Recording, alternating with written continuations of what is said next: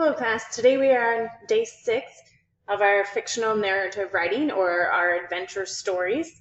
So far we've been working the past several days on improving our stories. We've talked about the importance of word choice and keeping the interest of our readers. So we certainly don't want to be ending our stories with "that's the end of my story" or something simple like "the end." That would be kind of a letdown for our readers. So today I'm going to show you a few different ways to end your adventure in an interesting way. And what you're going to notice here is the conclusion that we're writing today is not the same as just ending your adventure or telling like what the last thing in your adventure was. A conclusion is a way of really giving that finality to the story and maybe leaving your reader with some kind of message or something to think about. So one of the ways to have the narrator, one way is to have your narrator share a reaction about how they're feeling after their experience. So if I was going to write a reaction, I'm going to go back down.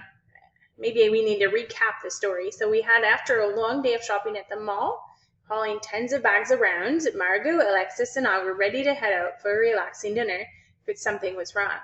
As we were leaving the bathroom and walking towards the exit, we noticed no one else was around. When we got to the door, it was locked. "Oh no," exclaimed Margot, "there has to be another way out." Ooh, that sounds like it kind of, maybe I need it. That might be an adaptation.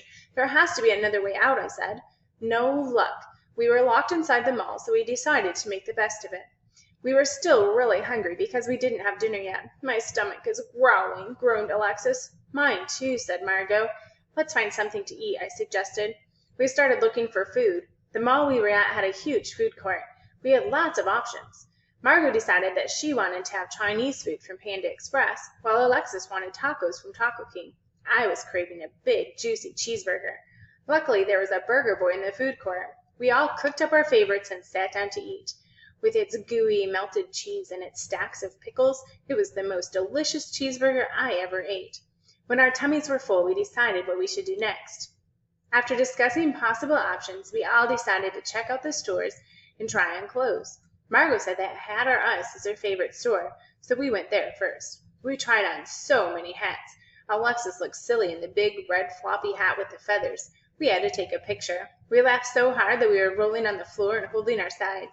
I tried on a straw farmer's hat. Margot said I looked like a scarecrow. We took lots of pictures of all our crazy poses. Finally, we ran out of hats to try on, so we had to think of something else to do. Alexis suggested that we try out some of the rides. When the mall is open, the lines to the rides are so long, we usually only get to go on one or two. Now we could go on as much as we want. Margot begged to go on the Ferris wheel first. Since it is inside the mall, it isn't as tall as the ones you see at the fair, but I was still nervous. I am afraid of heights, and the Ferris wheel only has a lap bar to hold you in. Alexis offered to start the ride so that Margot and I could go first. I tentatively stepped up to the seat of the Ferris wheel and waited for Margot to join me. We locked ourselves in. I grabbed Margot's hand and squeezed it tight. She just laughed. Alexis pressed the start button and the ride began moving. And so I'm going to take my highlight off "began," so that way I know that that's not a new thing today. That's something that we did before. Began moving as the seat commenced. That was my new fancy word. Commenced rocking with the movement. I let out a tiny shriek. And again, I'm going to take the highlight off because that's not a new thing that I did today. It's a new thing from a different day. After a little while, I realized that nothing bad was going to happen, and I relaxed. By the time Alexis stopped the ride, I was grinning from ear to ear and didn't want to get off. We switched out so Alexis could have a turn. When we had finished with the Ferris wheel, we went on the carousel horses and then the swings. After riding all those rides, we were getting tired. It was going on 6 a.m., and we hadn't slept at all. Since the mall opens at 7 a.m., we decided to sit down on a bench and wait until someone showed up to unlock the doors.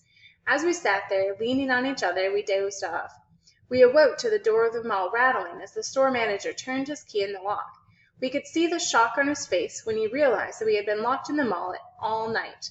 He apologized and assured us he would check carefully from now on to make sure no one was still in the mall when he locked up.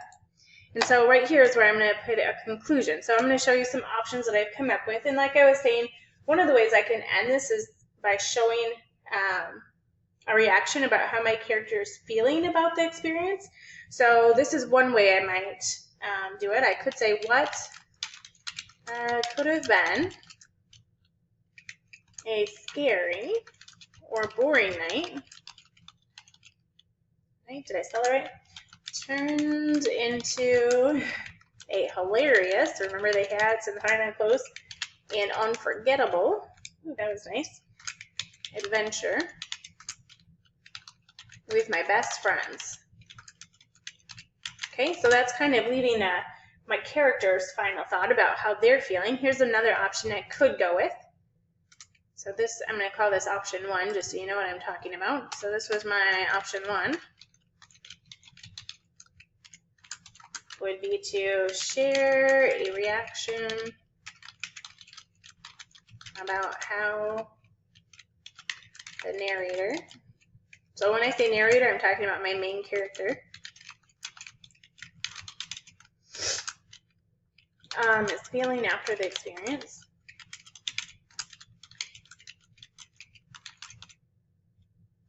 Okay, and so this was my thought process here. Here's another way I could go. So we'll say option 2. We could circle back. I guess that makes sense. We could circle back to the beginning scene. So if I was going to do that, like what I mean by circling back, let me show you an example. It's kind of like if I was going to circle back, it's almost like a lesson learned, maybe is the way we might say it. So here's how I might end otherwise. So we have already decided that the next time we are in the mall, we won't wait until closing time to use the bathroom.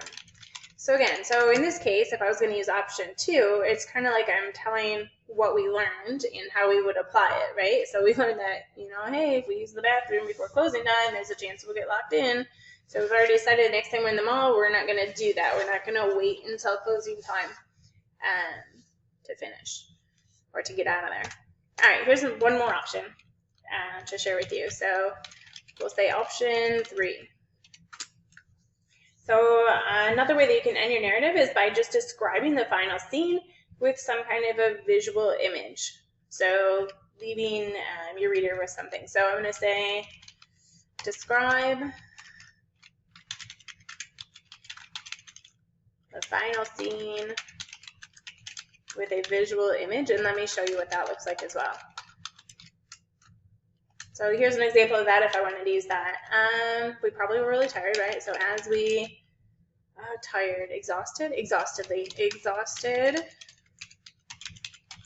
we drove home. Ooh, did I spell that right? Yeah, drove home. We couldn't help but laugh. I suppose we'd probably laugh at our mistakes, right? Laugh at ourselves until we had tears running down our cheeks. Okay, so we kind of did this end scene or final scene, and I'm giving you this visual of them being so exhausted, but they're laughing until they have tears running down their cheeks because they're just remembering their experiences of the night.